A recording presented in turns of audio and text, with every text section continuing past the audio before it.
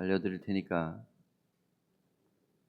듣고 흘려보내지 말고 받고 순종하실 때 이 막막한 앞길이 오늘 찬송한 것처럼 좁은 길을 걸어도 밤낮 기뻐하는 것이 될 것입니다.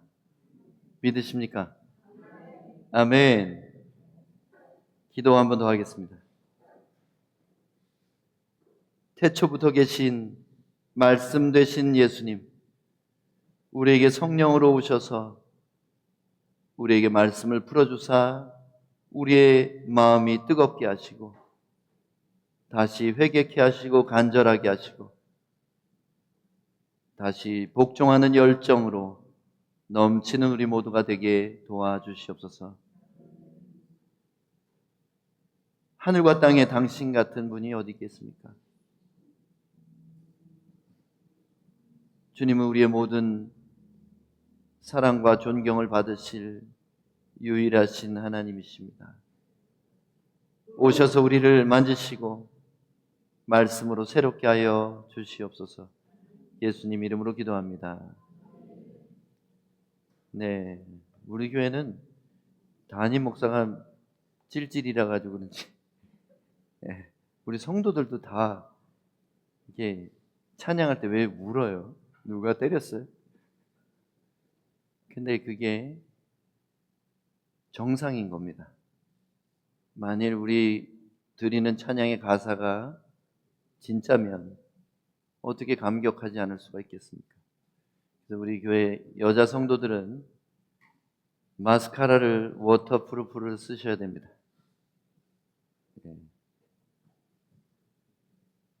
예배 드리다가 놀래잖아요. 깜짝 먹물이 다 이렇게 흘러내리면.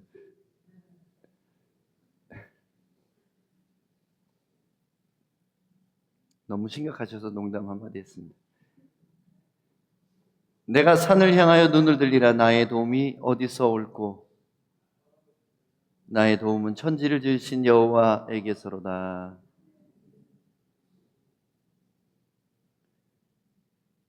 산을 향하여 눈을 들겠다는 이 표현은 뭘 말하는 겁니까? 왜 산을 쳐다봐요? 예? 왜 산을 바라봐야 됩니까?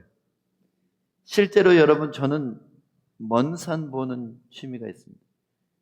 그리고 떠가는 구름을 바라보는 취미가 있어요. 먼 산을 보는 취미는 왜 생겼냐면 이 말씀 때문에 생겼어요. 그냥 복잡한 일이 있을 때마다 산을 바라보면 이상하게 정리가 되고 평안해지는 것을 경험합니다. 그래서 땅만 쳐다보고 사는 사람들은 죽었다 깨도 이걸 몰라요. 왜냐하면 인생의 모든 것은 기회나 운이나 돈이나 연줄로 되는 게 아니라 이 모든 것 위에 계신 하나님 손에 달렸다는 것을 알게 될 때 우리는 그분께만 매달리면 되겠구나, 그 답을 얻을 수 있다는 거예요. 산은 고대 히브리인들에게는 되게 신비한 존재였습니다. 왜냐하면 이스라엘에는 다 광야고 광야 가운데 우뚝 솟은 족장길, 뼈대 같은 길이 있어요. 근데 높은 산이 광야의 끝에 딱 달려 있어요. 보여요, 딱. 근데 이 고대 히브리인들에게는 하나님을 만나려면 높이 올라가야 된다는 믿음이 있었어요. 그래서 땅에서 제일 높은 곳이 산이잖아요. 근데 놀랍게도 하나님 자신도 하나님이 산 위에 임하시는 것을 여러 번 이스라엘 백성들에게 보여주셨습니다. 신의 산, 호렙산이라고도 하는 그 높은 산 위에 갑자기 날도 맑은데 먹구름이 몰려와서 그 속에서 막 번개가 치면서 이리로 올라오라 목소리가 딱 나는 거예요. 그래서 이스라엘 백성들이 깜짝 놀래 두려워하며 우리하고 말씀하지 마세요. 우리는 죽을까 봐 걱정됩니다. 여기 당신이 세우신 리더 모세 있잖아요. 이 사람하고 얘기하세요. 그게 출애굽기에 나오죠. 이 산은 일상생활을 하는 장소가 아니라 세상으로부터 분리되는 특별한 장소로 여겨졌어요. 거룩한 곳, 그리고 뭔가 초자연적인 현상들이 나타나는 곳으로 여겨졌습니다. 실제로 하나님께서 친히 산 위에 임하신다는 표현이 성경에 여러 군데 나타납니다. 에스겔 43장 12절에 보면 성전의 법은 이러하니라 산 꼭대기 지점의 주인은 지극히 거룩하리라. 성전의 법은 이러하니라. 산 꼭대기 지점은 지극히 거룩하래. 지성소래요. 모든 산들의 꼭대기. 모든 산들의 꼭대기 하니까 옛날 뮤지컬 영화가 생각나네요. 생각나세요? 낙심한 마리아를 위하여 수녀님이 불러준 노래. Climb every mountain. 모든 산 위에 올라. 영화를, 명작을 안 보시는군요.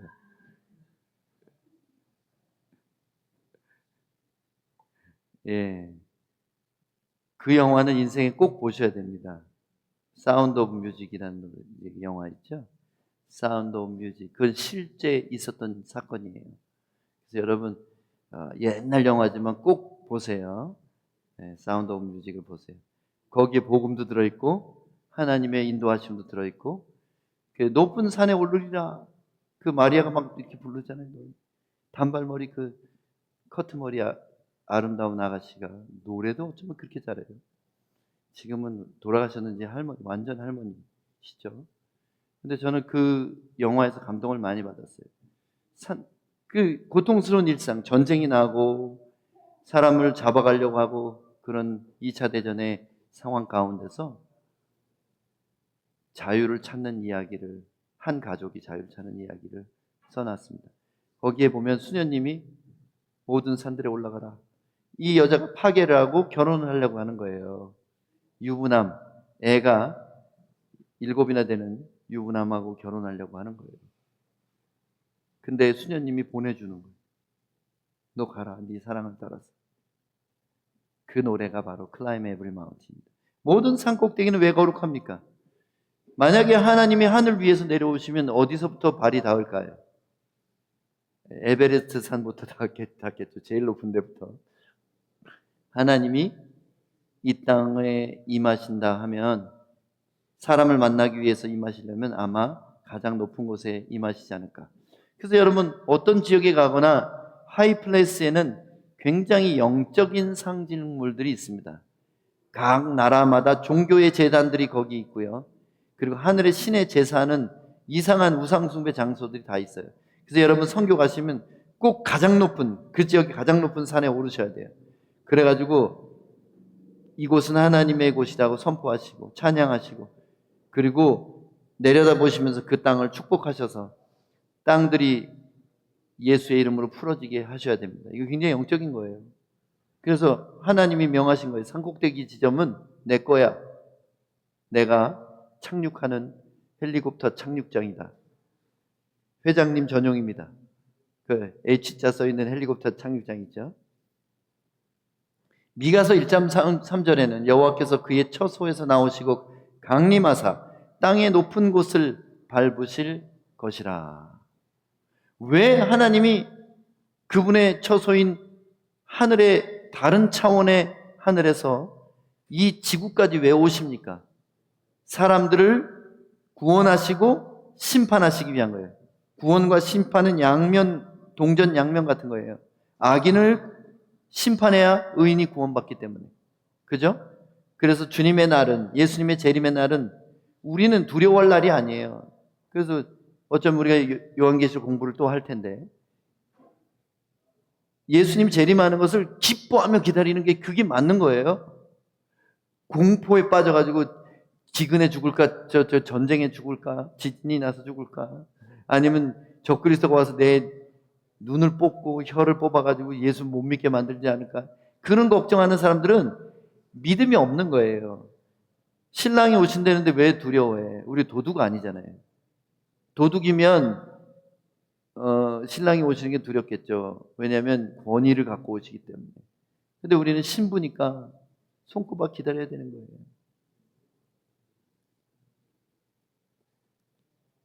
아모스 4장 13절에 이런 말씀이 있어요. 산을 지으시고 바람을 일으키시고 자기 뜻을 사람에게 보여 알리시고 새벽빛을 어둡게 하시고 땅의 높은 곳을 밟고 다니시는 분, 그분의 이름이 만군의 하나님 여호와이시다.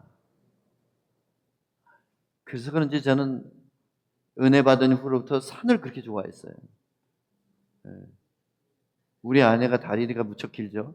그래가지고 저랑 같이 산에 올라가려면 힘들어해요. 근데도 그 짧은 다리 제가 2걸음 걸으면 3걸음을 걸어야 되는데 따따따따 하면서 쫓아오는데 신랑 놓칠까봐. 그래서 보기보다 등산을 엄청 잘합니다. 그래서 우리 데이트할 때 산에 올라갔어요. 거기서 밥 해 먹고. 옛날에 산에서 밥 해 먹을 그 시절에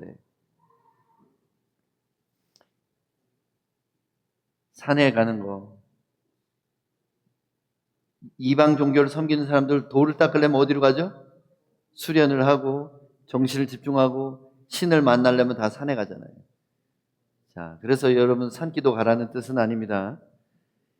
하나님이 땅의 높은 곳을 밟고 다니시는 이유가 뭡니까? 그의 백성을 만나러 주러 오시는 거예요. 그래서 모세도 40일이나 금식하면서 시내산 꼭대기에 올라간 겁니다. 왜냐하면 내가 금식하여 거룩하게 하고 목숨을 걸고 나를 정결하게 하지 않으면 하나님을 만나고 살아남은 사람이 없기 때문에 모세도 두려웠던 거예요. 내가 죽지 않을까. 그래서 그렇게 준비한 거예요. 기도하며 금식하며 40일을 올라가서 꼭대기에서 하나님을 만난 겁니다. 엘리야도 마찬가지죠. 엘리야도 그리시나께 와서 일어나서 40주야를 걸어서 시내산 꼭대기, 바로 모세가 하나님 만난 그 장소에 가서 동굴에 숨어서 죽을까 봐. 그래서 하나님을 만난 거 아닙니까? 이 말은 하나님의 임재를 구하기 위해서는 세상과 자신을 구별하고 그분의 얼굴에만 집중해야 된다는 뜻이에요. 그런 시간이 필요하다는 거예요. 산은 고난을 나타내는 숫자입니다.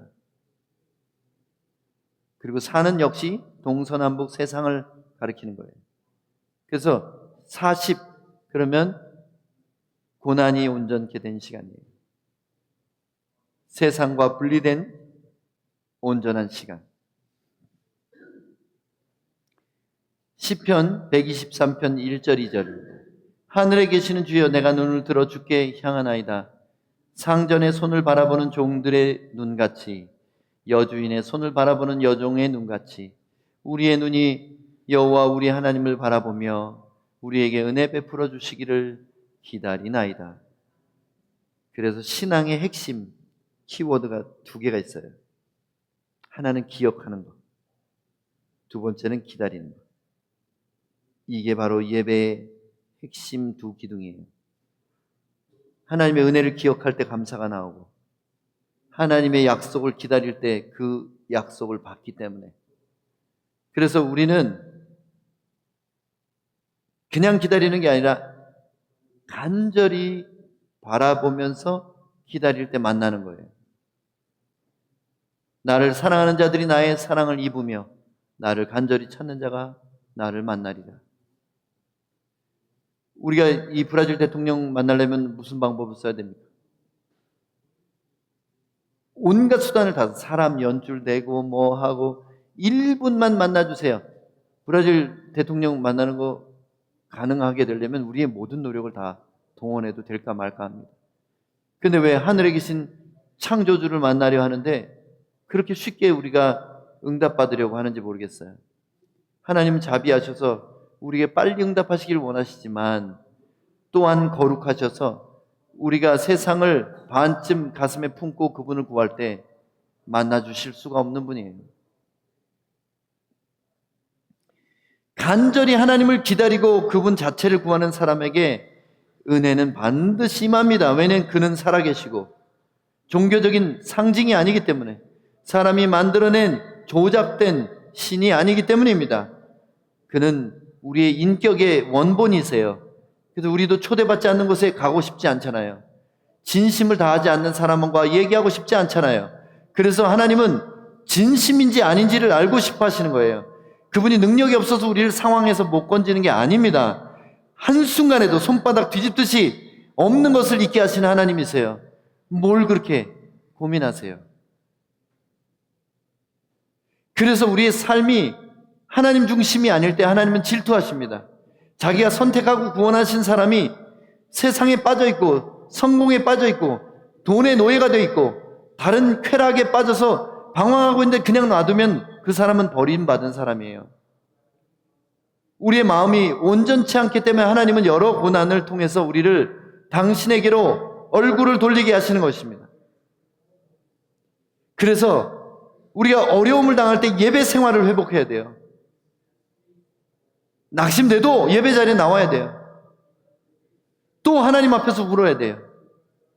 기도 생활을 시작해야 돼요. 기도의 말을 종교적으로 유려하게 하지 못한다 할지라도 어린아이와 같은 기도를 가장 기뻐하고 받으십니다. 때로는 우리가 말조차도 못할 때가 있어요. 너무 힘들어서. 마태복음 6장의 기도에 대한 가르침에 보면 세리한 사람이 와서 아무 기도의 말도 하지 못하고 나는 죄인이로소이다. 그 얘기만 했대잖아요. 근데 하나님이 그 기도를 받으셨대잖아요. 하나님은 말을 들으시는 게 아니라 놀랍죠? 하나님의 귀는 우리의 귀와 다릅니다. 우리는 귀는 소리를 듣지만 하나님의 귀는 마음을 들으세요. 우리의 눈은 겉을 보지만 우리 하나님의 마음은 진심을 보십니다. 그래서 하나님께 진심을 보여드리고 우리 마음에 고통하는 소리를, 비명 소리를 들려드리면 나의 작은 신음에도 반응하시고 응답하시는 하나님이 그 뜻을 단번에 이해하시는 것입니다. 여러분, 강아지를 사랑하면서 키워보니까 똑같이 낑낑거리는 건데 이게 뭐가 마려운 건지 배고픈 건지 놀아달라는 건지 다 구분이 돼요. 그냥 강아지 낑낑거리는 소리가. 우리가 말도 못하고 강아지처럼 낑낑거릴 때가 있어요. 왜냐하면 말조차 힘들 때가 있어요. 감정적으로 다 무너져가지고. 그때 뭐 하냐면 하나님 앞에 나와서 울면 돼요. 하나님 앞에 와서 그냥 찬송하면 돼요. 그게 하나님이 제일 원하시는 것입니다. 하나님이 구하시는 제사는 많은 헌금과 아름다운 의복과 화려한 합창단이 아니라 상한 마음이라. 깨지고 부서져서 가루가 난 마음이 하나님이 제일 기쁘게 받으시는 제사라잖아요. 그런데 왜 우리가 고통스러울 때 숨어버립니까? 하나님 앞으로 더 나오셔야 돼요. 실직했으면 시간 많잖아요. 일 구하려고 다니지 말고 예배 드리러 나오세요. 그럼 어떻게 살아요? 갑자기 하늘에서 떡이 떨어집니다. 저는 인생에 제 목숨을 걸고 이걸 장담할 수 있어요. 하나님의 얼굴을 구하는 자는 내 문제에 관해서는 그냥 내려놓고 하나님 얼굴 구하면 하나님이 이상한 방법으로 어느새 나도 모르게 해결하시더라니까요. 사방이 막히면 어떻게 하면 돼요? 동쪽을 봐도 안 되고 서쪽을 봐도 안 되고 동문서답. 동쪽 문을 닫으니까 서쪽 문이 답답한 것처럼 그런 뜻은 아닙니다. 그냥 이상한 소리 한 거예요. 어쨌든 사방이 막히면 어떻게? 내가 사방으로 우겨쌈을 당해도 이런 구절이 있죠? 시편 27편이에요. 내가 사방으로 우겨쌈을 당해도 오히려 내 마음이 안연하리로다. 왜? 사방이 막혔는데 왜? 고개를 들면 돼요. 사방이 막혔을 때는. 근데 우리는 그 생각을 못 하는 거예요. 너무 낙심돼가지고 이게 안 되는 거예요. 이게 안 되는 거예요. 고개를 들 수가 없는 거예요. 기도 안 나와도 기도의 자리에 나오세요. 찬양이 안 나와도 그냥 우세요. 남들 노래 부를 때. 그리고 뜻이 이해가 안 돼도 제일 내가 이해 잘 가는 버전으로 성경을 사서 읽으세요. 이 경건의 회복이 우리를 실제 현상 세계에서, 물리적 세계에서 구원받게 하는 가장 적극적인 해결책인 것을 아무리 말해도 못 믿어요. 여태까지 경험을 믿고 살아왔기 때문에. 주먹을 믿고 살았고 돈을 믿고 살았고, 그러니까 모르는 거예요. 현상세계의 가장 실제적이고 완전한 해결책이 바로 영적인 생활을 회복하는 겁니다. 우리는 불신자들처럼 패닉해서는 안 돼요. 패닉이라는 말은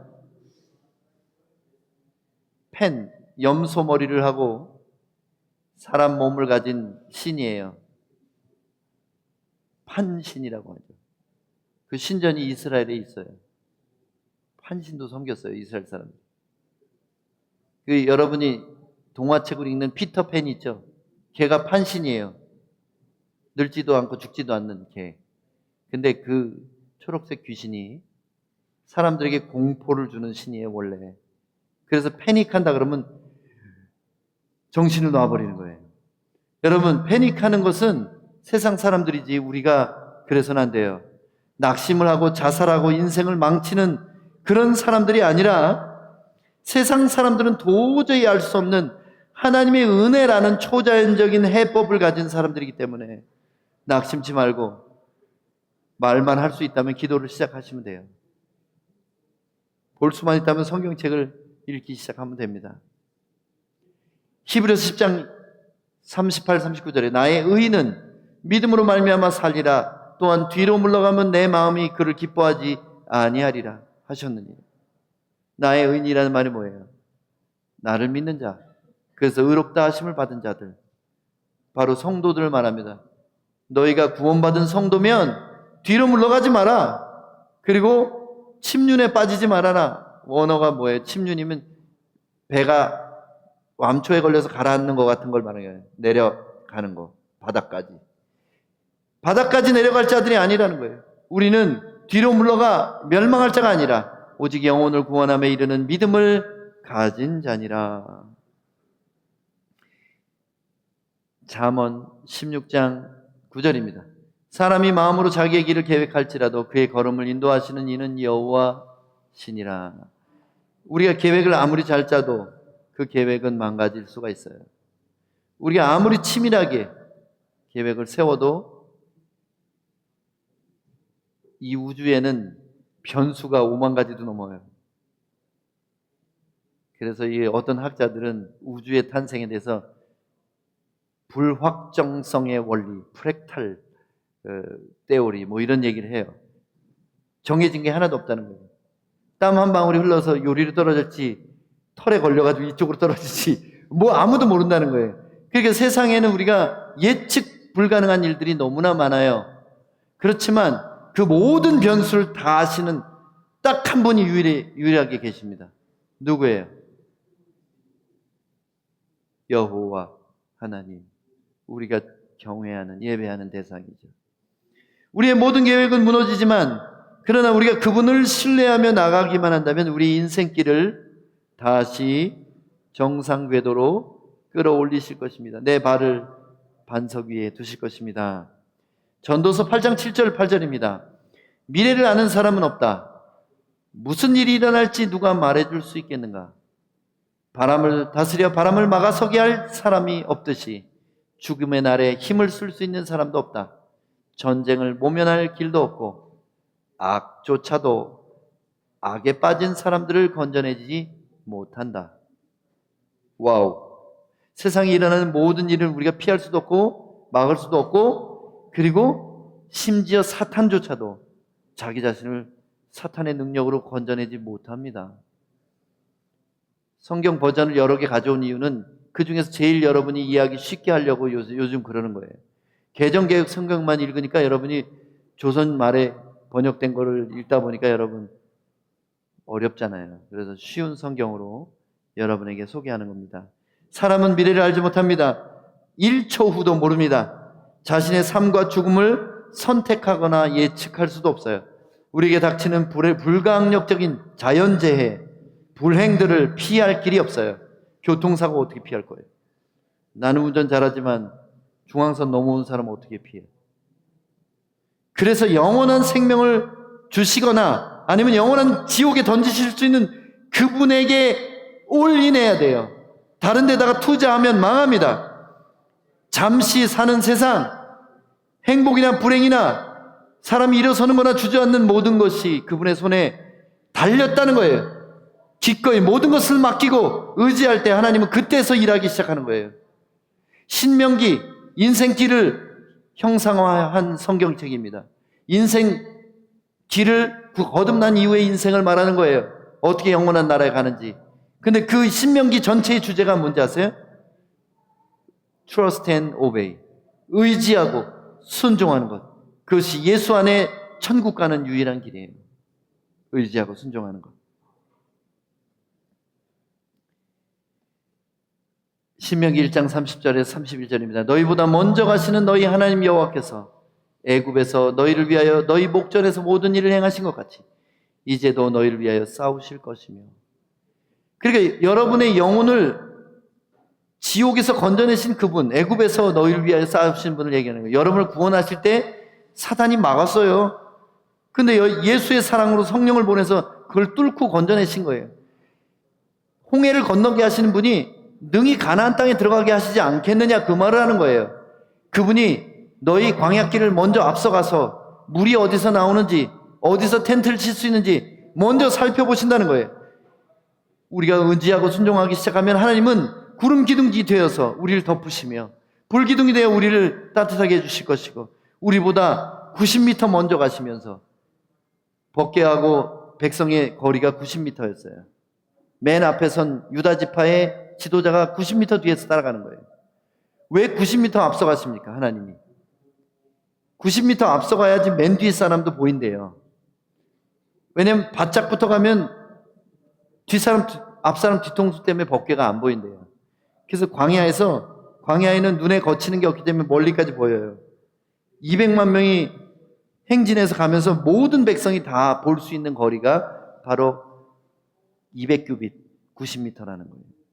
여러분, 하나님이 우리를 나를 바라보고 따라와 하실 때 세상 바라보고 낙심하고 울고 동굴 속에 들어가서 하나님이 왜 나를 버렸나 이러지 마세요.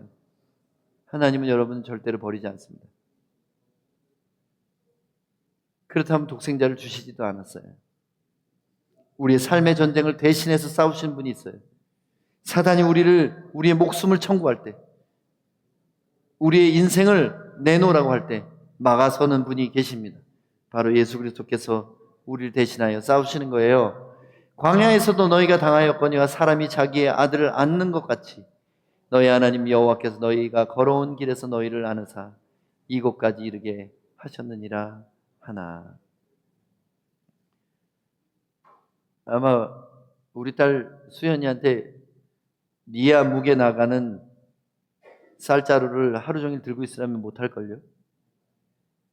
근데 리아는 어떻게 들고 있어요? 아무리 무거워도 견딜 힘이 나는 거예요. 근데 우리 하나님은 힘이 빠지는 팔이 아니에요. 그분의 영원하신 팔에 안기면 그의 따스한 사랑에 품에 안길 때, 그 노래 참 좋죠. 그분의 사랑의 품에 안길 때 우리는 안전합니다. 그러니까 제발 다른 데 가서 해결책 찾지 마시라는 거예요. 어려운 일 당할 때마다 하나님이 내게 가까이 오라는 신호라는 것을 깨달으셔야 돼요. 하나님 나를 왜 버리셨어요? 그러지 말고, 삐져가지고 교회 한동안 쉬겠어요? 이러지 말고, 교회 한동안 쉬면 하나님이 이제 은혜를 좀 한동안 쉬겠다 이러시면 어떡할 거예요? 그럼 그날 죽어야 돼요. 왜냐하면 우리가 심장이 뛰는 것도 은혜이기 때문입니다. 여호와여, 내가 소리내어 부르짖을 때에 들으시고 또한 나를 긍휼히 여기사 응답하소서. 너희는 내 얼굴을 찾으라 하실 때 내가 마음으로 주께 말하되 여호와여, 내가 주의 얼굴을 찾으리이다 하였나이다.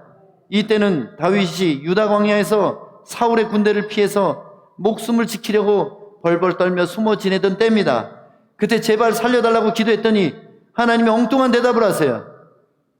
그래, 내가 사울을 대신하여 너를 왕으로 세워주고 곧 내가 그의 군대를 다 멸망시키고 너를 왕으로 세워줄게. 이런 대답이 아니라 너는 내 얼굴을 구하라. 뭔 뜬금없는 소리예요. 지금 죽게 생겼는데 먹을 것도 없고 도망칠 장소도 없고 이 광야에서 어디로 가라는 거예요. 물도 없고. 근데 날 쫓아다니는 애들도 이렇게 많아. 근데 또 성격 이상한 애들만 쫓아다녀. 도둑놈들, 뭐 빚진 자들. 그런 애들만 다 잔뜩 600명이 몰려와서 나를 쫓아다니는데 내가 어떻게 하라고요, 주님? 내가 이들을 낳았습니까? 막 이렇게 불평했을 거예요. 근데 너는 내 얼굴을 구하라. 밑도 끝도 없이 그런 대답이 왔어요. 그래서 그대로 대답하는 거예요. 내가 주의 얼굴을 찾겠습니다. 9절입니다. 주의 얼굴을 내게 숨기지 마시고 주의 종을 노하여 버리지 마소서. 주는 나의 도움이 되셨나이다. 나의 구원의 하나님이여 나를 버리지 마시고 떠나지 마소서. 우리 어쩌면 해야 될 기도는 이거밖에 없어요. 9절부터 이 9절 이 한 절을 외우고 기도하세요. 여러분이 살 길이 막막하면 이걸 암송해서 기도하세요. 주의 얼굴을 내게 숨기지 마시고 주의 종을 노하여 버리지 마소서. 주는 나의 도움이 되셨나이다. 나의 구원의 하나님이시여 나를 버리지 마시고 떠나지 마소서. 절대 안 버리시는 하나님께서 이 얘기를 들으면 얼마나 안타깝겠어요. 아니야, 나는 너를 버리지 않아. 내가 너를 선택했어. 내가 너를 모태에서 나오겠고 지금까지 길렀고 지금 너를 왕으로 세우려 하는데 내가 너를 왜 버리겠어? 그러니까 내 얼굴을 바라봐라. 사울을 보지 말고. 주님의 얼굴을 숨긴다는 말은 세상 모든 것을 가졌어도 곧 멸망한다는 뜻입니다. 해가 브니엘이라고 해가 돋을 때 야곱이 그렇게 말했어요. 브니엘은 우리 박 목사님 막내 이름이잖아요. 그게 하나님 얼굴이라는 뜻이에요. 하나님의 얼굴. 해를 보고 브니엘이라고 이렇게 말한 거예요. 근데 해가 없으면 지구는 하루면 멸망합니다. 빙하기가 오고 다 죽어요. 근데 하나님의 얼굴을 숨기면 우리 영의 그와 같은 재난이 시작되는 거예요. 그렇기 때문에 우리는 세상 모든 것을 갖기 위해서 애쓸 것이 아니라 하나님의 얼굴을 차지하기 위해서 최선을 다해야 돼요. 그분이 구름 사이에서 나오는 햇빛처럼 그분의 얼굴을 우리에게 보이실 때 그분이 우리에게 임재하시고 우리를 만나주시고 그분의 계시를 풀어주실 때 우리는 세상의 어떤 문제도 사소해지는 것을 경험하게 됩니다. 세상의 문제들이 사소해. 모든 걸 다 잃어버려도 건강을 잃어버리고 재정을 잃어버리고 관계가 다 끝나도 하나님의 얼굴을 보면 사소해집니다. 이 단계까지 가시라는 거예요. 신앙생활을 하면 적당히 삐지만 안 나오고 괜찮을 때 나오고 그러지 말고 주님의 얼굴을 볼 때까지 예배합니다. 기도합니다. 시키는 대로 목사님이 맨날 그거 표 만들어서 올리는데 신경도 안 쓰는 대다수의 성도들은 뭡니까?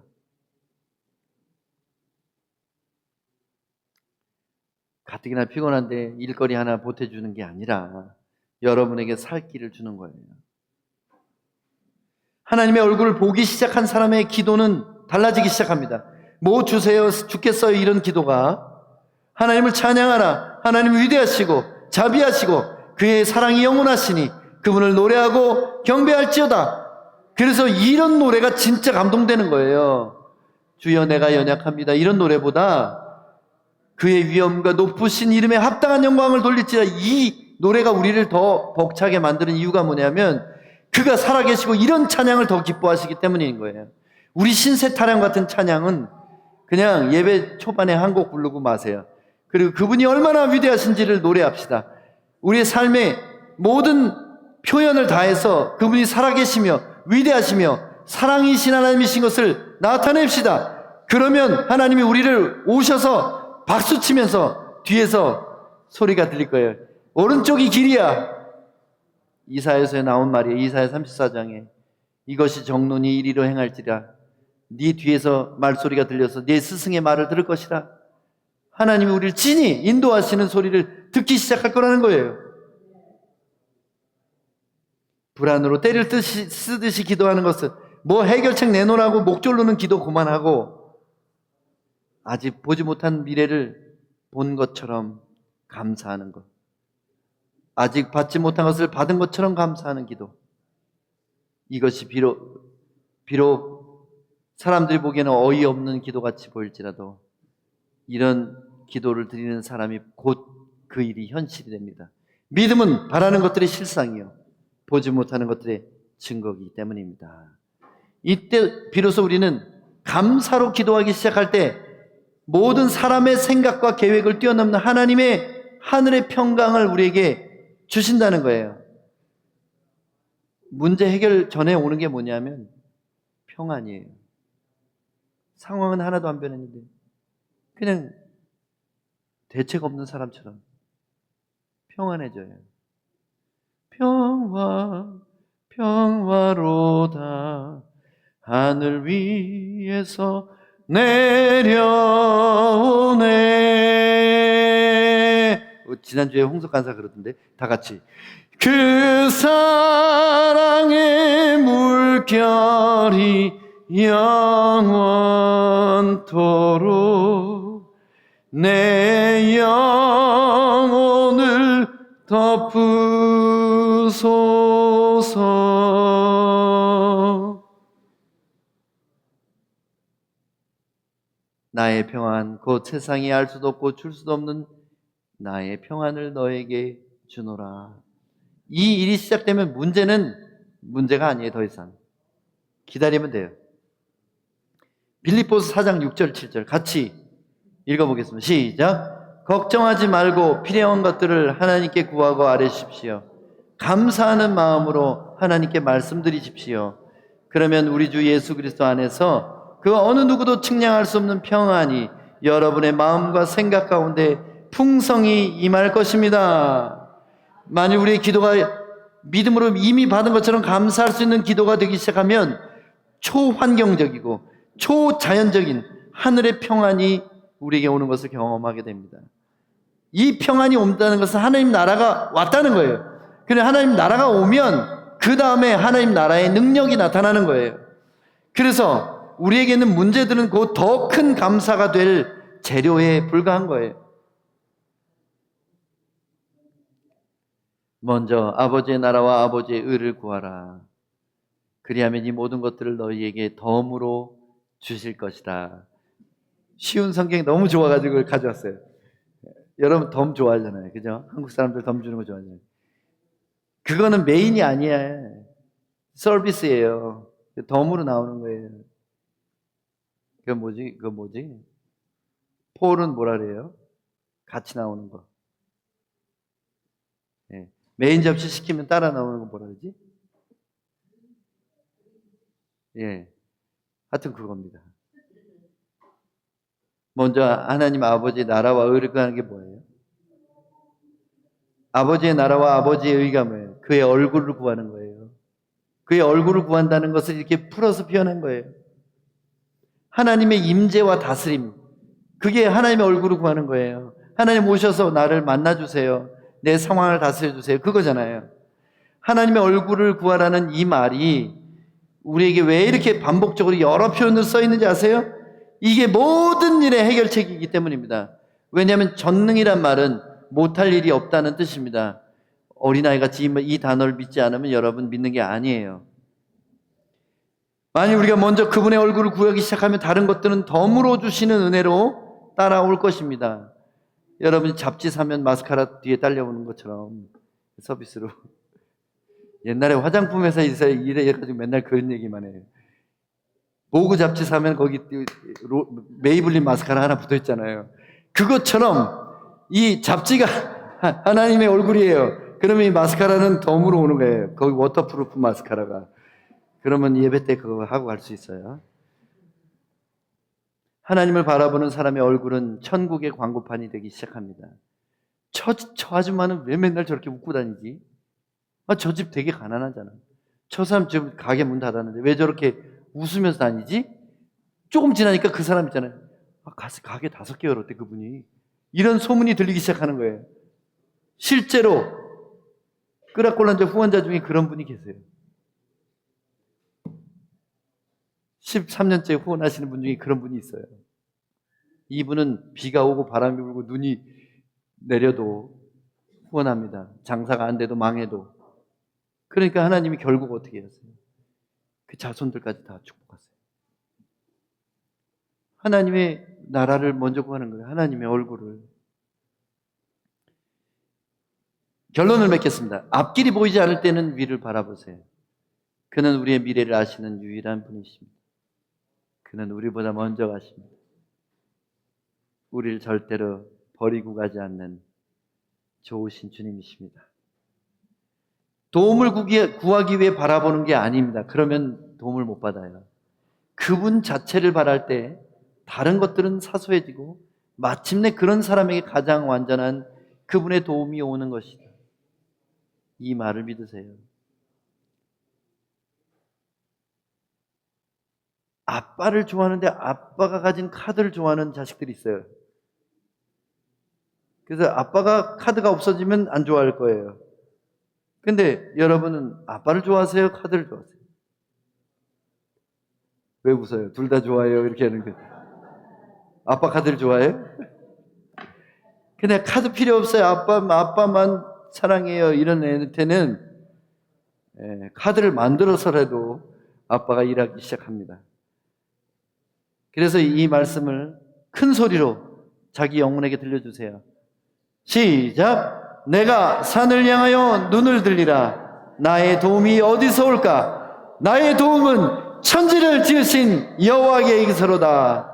아멘. 내 영혼아, 제발 말씀을 믿어라. 이 말씀을 걱정될 때마다 하루에 10번이라도 암송하세요. 보이지 않던 길이 보이기 시작할 것입니다. 기도하겠습니다. 하나님, 우리는 늘 앞길이 막막한 일을 자주 겪습니다. 그때마다 우리가 잊어버리는 것은 하나님이 살아계시고 전능하시고 나를 독생자 아들을 죽일 만큼 사랑하신다는 것입니다. 우리가 믿고 따르게 해주십시오. 그저 종교적인 위로가 아니라 실제로 살아계신 하나님을 얼굴을 구하며 만나며 그 놀라운 평안을 선물로 받는 우리 모두가 되게 하여 주시옵소서. 저들에게 보이지 않던 길을 보여주시옵소서. 바다 가운데로 길을 내시옵소서. 아니라면 그 위를 걸어가게 하여 주시옵소서. 예수님 이름으로 기도합니다. 아멘.